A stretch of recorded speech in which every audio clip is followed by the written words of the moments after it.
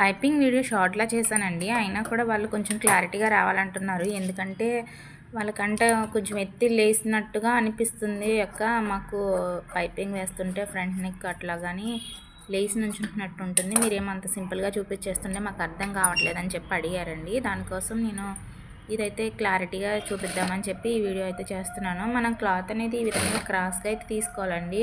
స్ట్రైట్‌గా అయితే తీసుకోకూడదు. ఎంత క్రాస్ తీసుకుంటే అంత నీట్‌గా వస్తుంది. అది కాక ఇలా పైపింగ్ స్టిచ్ చేసేటప్పుడు అయితే క్లాత్ కూడా లాగకూడదు. లాగినా కూడా మళ్ళీ అది సాగిపోతుందండి. సాగిపోయిందంటే మాత్రం రౌండ్ మీద తిరగదు.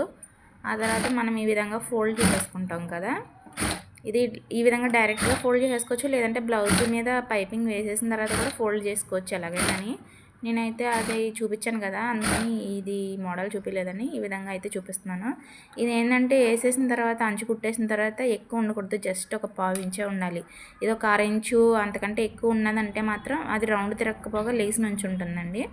దానికోసం మనం పావు ఇంచు కంటే ఎక్కువ రాకుండా వీలైనంత వరకు చూసుకోవాలి. అప్పుడైతే ఎక్కువ గ్యాప్ రాదు కాబట్టి నీట్గా వస్తుంది ఫినిషింగ్ అనేది. ఎత్తి లేవకుండా నీట్గా రౌండ్గా అనేది తిరిగిపోతుంది అన్నమాట. ఇప్పుడు ఇది ఇలా యాడ్ చేసేటప్పుడు కూడా మనం ఏంటంటే లాగకూడదండి. కొంచెం అనేది స్టిఫ్నెస్ ఉంటుంది కదా, అది బాగా లాగేసామంటే అది రౌండ్ తిరగదు. ఇది నేను ఫ్రంట్ నెక్ వరకు వేసానండి. ఇది ఎందుకంటే బ్యాక్ నెక్ నేను ఏం చేశానంటే ఆల్రెడీ క్యాన్వర్స్ వేసేసి కుట్టేసి తిరగదిప్పించేసాను. దానికంటే పైపింగ్ వేయాలి కదా, అందుకని నేను ఫ్రంట్ నెక్ కూడా రెండు కలిపి వేద్దామన్న ఉద్దేశంతో ఈ విధంగా వేసాను. ఫ్రంట్ నెక్ అయితే ఈ విధంగా షోల్డర్ దాకా అటాచ్ చేసేసి మళ్ళీ పై కుట్టేసుకుంటూ ఇక్కడ బ్యాక్ నెక్ కూడా ఇలా పైన అటాచ్ చేసుకుంటూ వచ్చేస్తున్నానండి. మళ్ళీ ఇది లెగ్స్ నుంచి ఉంటుంది కదా, నా డౌట్ వస్తుంది కదా మీకు, అలాంటి డౌట్ ఏమొద్దు. ఎందుకంటే నేను ఆల్రెడీ ఇది కుట్టేసిన తర్వాత మళ్ళీ చివరిలో అయితే అంటే దగ్గరగా పైపింగ్కి దగ్గరగా అయితే నేను ఇంకొక కుట్టు వేస్తాను.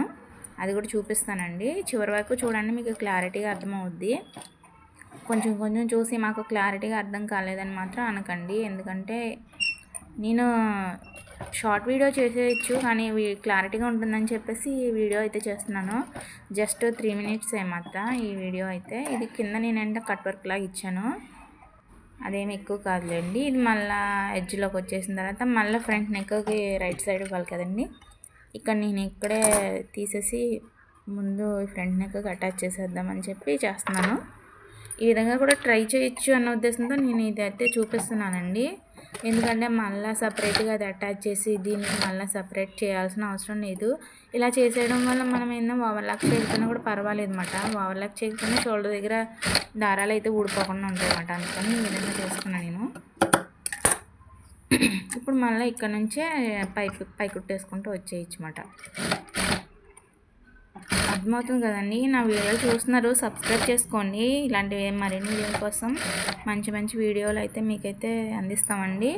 ఈ విధంగా వేసాను నేను. పైన కూడా వేసేసాను వల్ల ఇలా గ్యాప్ అయితే రాదు, నీట్గా ఫినిషింగ్ వస్తుంది. చూసారు కదా, ఇదైతే పైకి లెగవదు అన్నమాట, ఆతికినట్టుగానే ఉంటుంది బాడీకి అయితే. ఈ విధంగా చూడండి, నేను హ్యాండ్ పెట్టుకుంటాను. Thanks for watching.